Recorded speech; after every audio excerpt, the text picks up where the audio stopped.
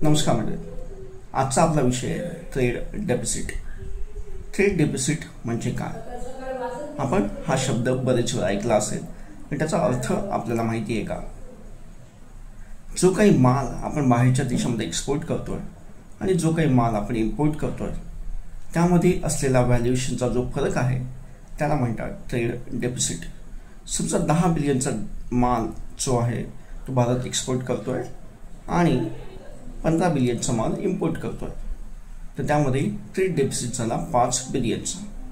पण ह्या ट्रेड डेफिसिटमध्ये नक्की काय प्रॉब्लेम होतात? समजा जे काय आपण ट्रान्झॅक्शन करतोय ते जर डॉलर्समध्ये करत असू तर पहिलं तर त्या ट्रान्झॅक्शनसाठी जे काही आपल्याला डॉलर्स लागणार ते आपल्याला परचेस करावे लागतील जर आपण ट्रेड डेफिसिट असेल आपल्याला तर, आणि त्यामुळे आपल्या करन्सीवरती रिव्हर्स इफेक्ट पडत असतो.